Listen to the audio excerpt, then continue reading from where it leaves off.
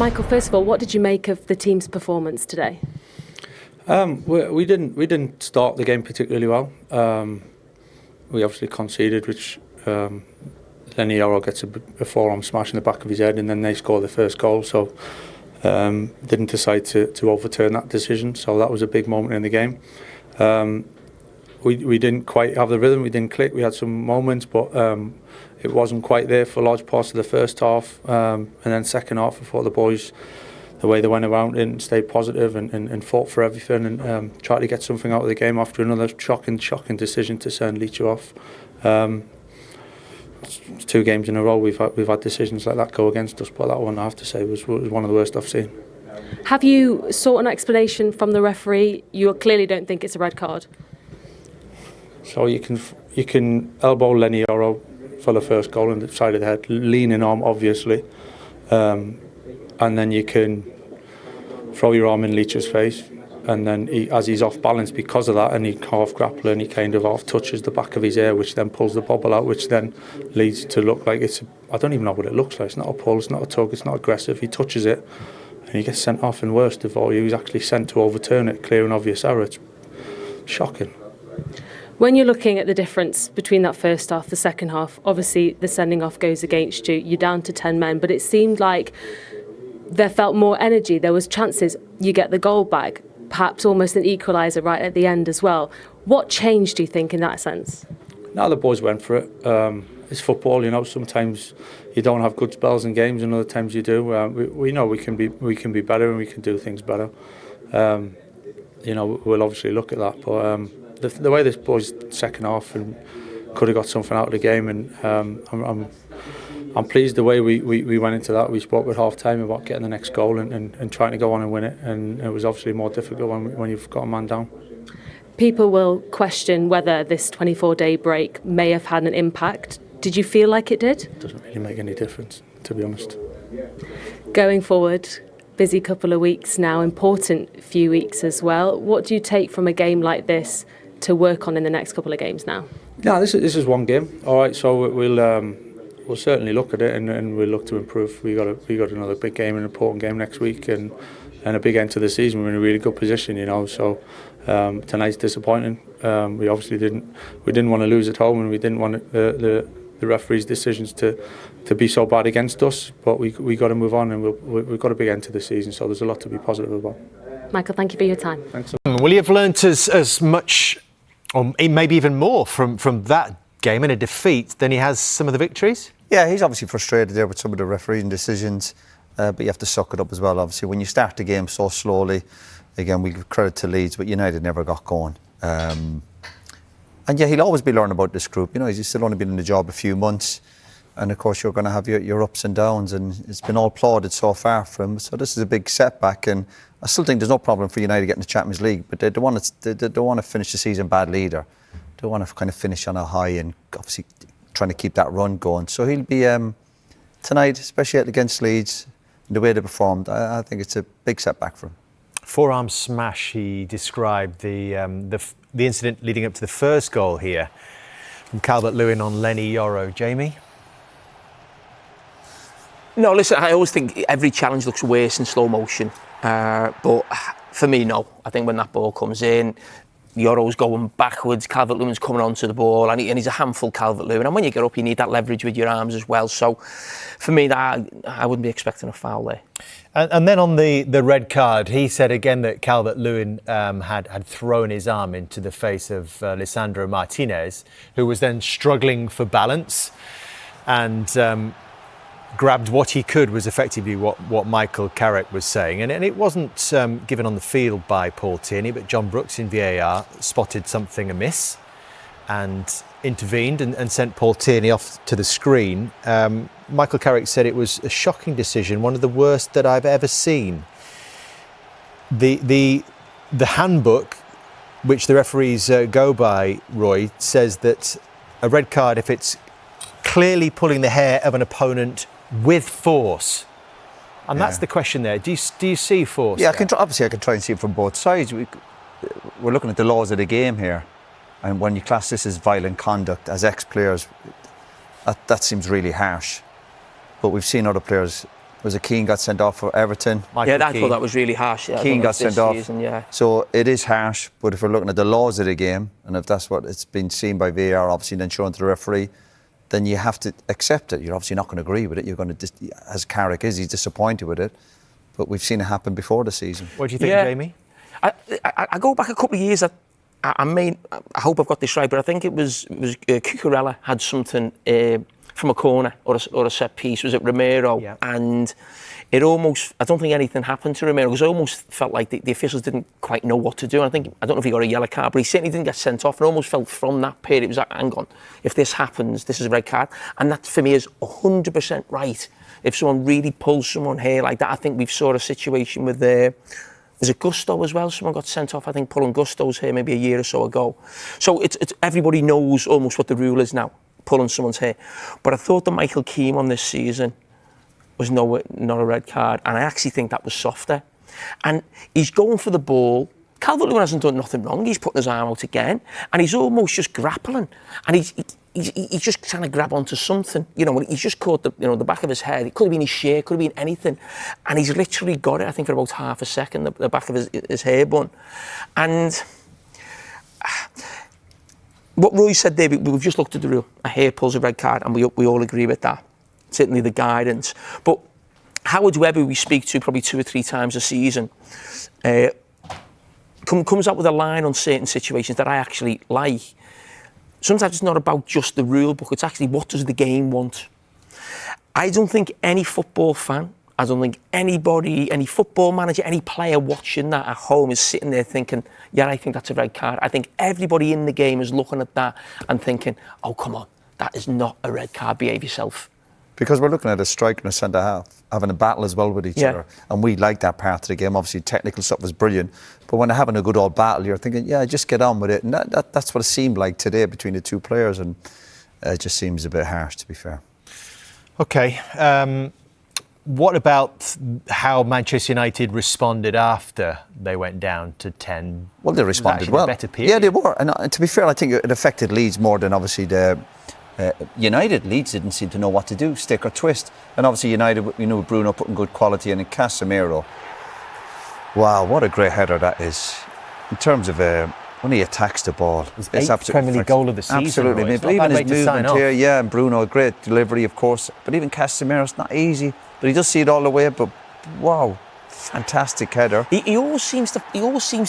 The ball always seems to find him, doesn't it, in the box? And that's a really good habit, isn't it? Yeah. But he finishes as well. It's not as if he's getting headers. He does finish a lot of the time. And then Bruno's getting deeper and he's spraying the balls left, right and centre. And you're thinking United, as you'd expect, United have nothing to lose. They're going to have a go and a couple of saves. And Calvert-Lewin, they're getting blocks. Leeds, of course, fighting for their lives. You're thinking, this is going to finish 2-2. And again, Leeds are fighting for their lives and had to dig in. Listen, Manchester United have always done this and always will. No matter what the situation, if they're attacking the Stretford end, in that second half, teams just get dragged deeper and deeper. I've been there myself as a player. Listen, they're fantastic at it, and even when it was... And you want this from your centre-back, your centre-forward as well, don't you, Jamie, when you're fighting for your life? Brilliant day. Listen, I think he mentioned on his interview as well, he's probably disappointed with a couple of chances, and he said, I almost repaid the team back for that. But listen, he's been brilliant for Leeds this season, and he plays a big part in both boxes aerially as well. And do you think, Roy, there'll be an element of, the decision makers, Manchester United. We've talked about it a lot in terms of Michael Carrick's situation. We'll be sitting there thinking, OK, let's see how he responds to this and handles this. Of course, that's got to be the reaction. Now, for any team, when you have a setback, is next week going to Chelsea. Obviously, we saw Man City rip Chelsea apart in the second half yesterday. But it'll be a tough game for United going to Chelsea next week. And you don't want to have them doubts beginning from the ownership if we're thinking, we think Carrick's the man. Because just say, for example, they do start slipping up in the next few weeks, they'll be thinking twice, I think, about giving the job. Only natural. We will see what happens. Some big games on the horizon. Right, let's have a look at the big talking points of the second half when Leeds United were 2-0 up. And Manchester United's challenge down to 10 men, just 56 minutes into the game. Lisandro Martinez, after the intervention of VAR and John Brooks, Edwin, for violent conduct, pulling the hair of Dominic Calvert-Lewin. What do you make of this? Yeah, of course it's not nice. You can't do it. He's really grabbing for it. But I find a red card harsh for that. Like For me, it would be a yellow. It's probably in the books and everything, the rules. It's violent conduct is a red card. But that, yeah, it's not nice. But yellow card is fine. Yeah, I mean, Edwin summed it up, really. It's in the rules that it's red. What can you do? What can the referee do? He gets made aware of it. He doesn't see it at normal time. I didn't see it at normal time. Not many people did, I'm sure. But then when you look at it, he does grab his hair. He does pull it. It is in the rule book. And the players know those rules. And the players know that. In fact, is that the third one this season? I think there's certainly been Michael Keane got sent off for Everton for doing it. Pretty sure it's the third one. But anyway, everybody knows that it's a red card. So as much as I understand what Edwin's saying, a yellow card, it doesn't feel the worst crime in the world. It's not like he's broken his leg or something. I don't know what the referee can do other than give him a red card. How many games suspension will this be? It's violent conduct. Three. It'll be 3. Will be 3? Yeah, which is double pain. Top of whatever, a red card. Harry Maguire's coming back, but it's no consolation for Martinez, is it? No. But it seemed to galvanise United. The handbrake was well and truly off, and Casemiro got the goal, and Old Trafford was up and believing at this point. Absolutely, it's always nice to play this side. Well, of course, you want to win, you want to be in front and everything, but when you're down, you know that Stratford End will do something special. And when the ball goes into the box, Casemiro, it's a great header. When he finds the back post and everything and steers it to the back post, and that way it's galvanizing the team a little bit. We got a few other opportunities after that. Some stretches Leeds felt a little bit in panic.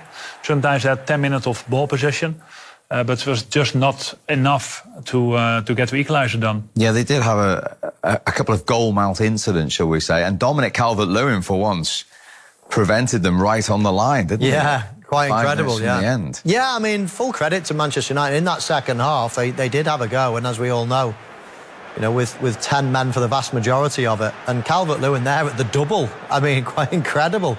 We all look at Calvert-Lewin and think, how important is he in the other box? But that's like scoring a goal. Twice he denies Manchester United. I mean, it's a great header. From Casemiro. How good is he in the air? Incredible for someone of his size. He times and brave in the air. But Calvert-Lewin did exceptional well. It's nice to see, like, whatever the things that you speak before the game. So your position is 6-yard box. If the ball goes over the top of you, you drop back on the line. Sometimes you forget it, but this specific action, it was there. It saved them. Whatever, the equaliser and 3 points probably on the way to safety for Leeds United. Absolutely. A huge intervention there from Dominic Calvert-Lewin. Nothing then for Manchester United tonight, a second defeat under Michael Carrick. Here's the United skipper, Bruno Fernandes. Bruno, there was a lot to that game, but how do you assess it?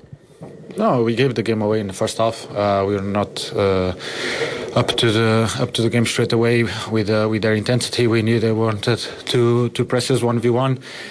We had to be better on the first ball, but even better in the second ball. We weren't great. We gave too much space away, and we end up going 2-0 down. We had time still in the second half to turn it around, but it was not possible.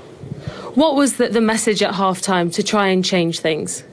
No, the message was just by the manager was just for us to try to lift the standard on the intensity, try to be a little bit more aggressive, and that's it. People will obviously be questioning the break that there's been 24 days in between matches. Do you put that down to the way that you performed tonight? No, it is what it is. We're out of the FA Cup, so we have to blame ourselves to be out of the game for so long. That's what it is. The game was today. We had to prepare ourselves in the best way. We did, but wasn't enough to win the game today. There was a moment as well when Martinez was sent off. He was shown a red card. How was that explained to you? I'm not talking about the referee. If I talk about the referee, I'm going to get in very, very big trouble because the rules are different for everyone and apply different for everyone. The difference in the yellow cards, you can also see it. So it's better that I don't say anything. Okay, going forward then, still lots to play for, still in a really good position in terms of Champions League qualification. What do you learn from a game like this to go into the rest of really important games for the end of the season? No, it doesn't change anything of what we want to achieve. We know that our aim is to stay in the top 4. It's all by our side. We have to win our games, and if we do that, we're going to be in the position we want to be at the end of the season. Yes, they're still in a strong position. 24 days without a game, and Leeds have just played a quarter-final and got into a semi-final. Does that come into it at all in terms of that slow start, do you feel, sharpness-wise? I think Leeds was they were all over Man United in the first half, and of course it's a reason. You can point at that. 24 days, 25 days without a game. I think we've seen some pictures of people a couple of days off. They went on holiday, went to the US. The training camp in Ireland is not the same as preparing for a match. When you have a pre-season or mid-season break, let's say, but you have in Holland, and you go away for training camp a week, you know when the game is. And this period, more than 3 weeks, it's a long period. But I think Leeds deserved the win, the result in the first half. They were a better team. They were well equipped. They set out their intentions, and they got the goals.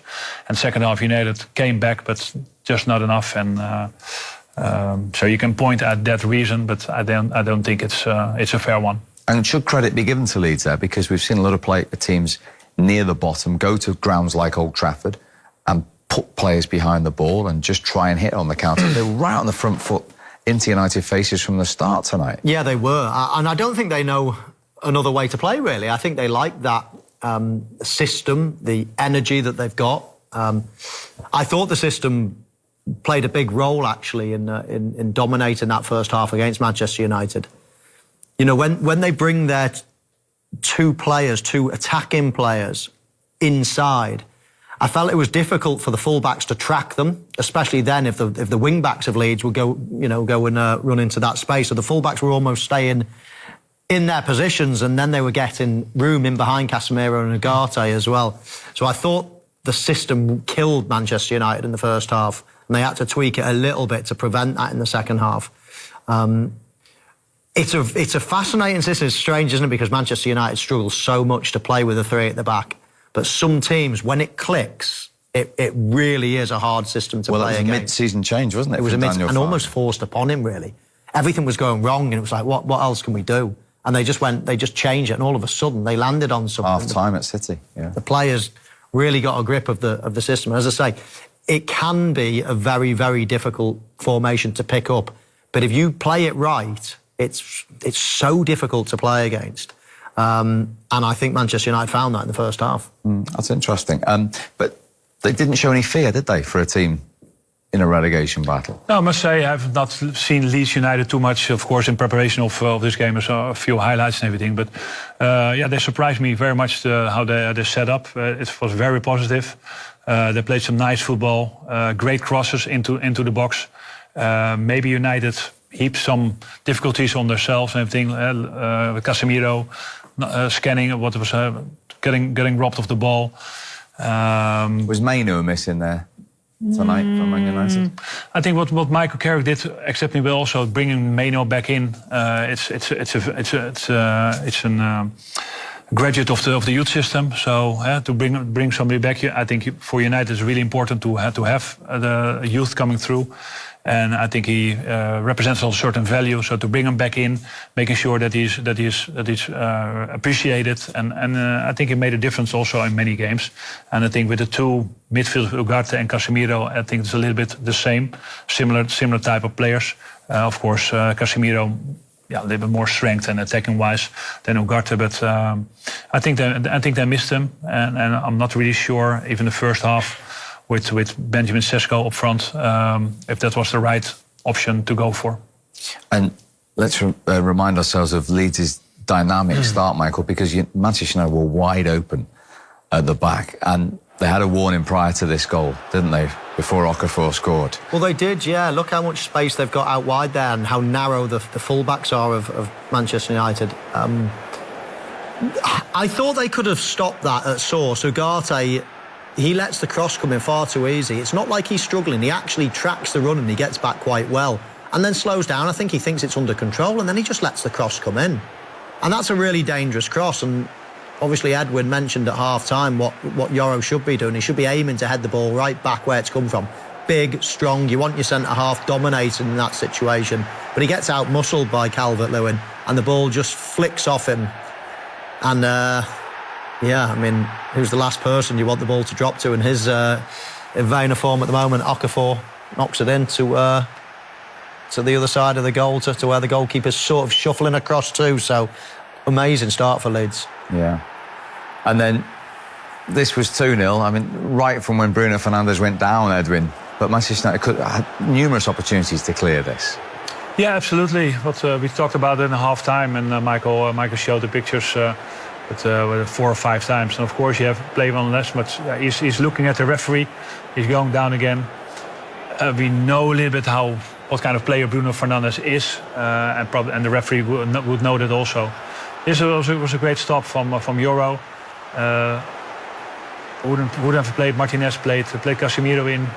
Not sure if that was the right decision, but yeah, it's in and out. Leeds is getting the second balls, bringing them back in. At a certain point, you see like 4 players like on the edge of the box, and yeah, it's a little deflection, so it's unlucky in that way, but well-deserved goal from Leeds to putting pressure on Man United. He scanned, he looked right first, and the guy comes in with real pace and robs him off the ball, and from there on, yeah, United second best to Leeds in this situation. Yeah, they had so many opportunities to clear, and the disappointing thing is, you know, one is that Fernandes is lying on the ground, but 2, once your teammates know that that's the case, then Ahmad's got to get back, Šeško's got to get back, they've got to try to help out. Manchester United cleared the ball out of the box 4 times there, but there was nobody on the edge of the box to pick up the ball. So, you know, 7 men defending, only 7 men. It's not enough, really. You've got to get most of your players behind the ball, and they didn't, and then they got punished. Absolutely. Big win for Leeds.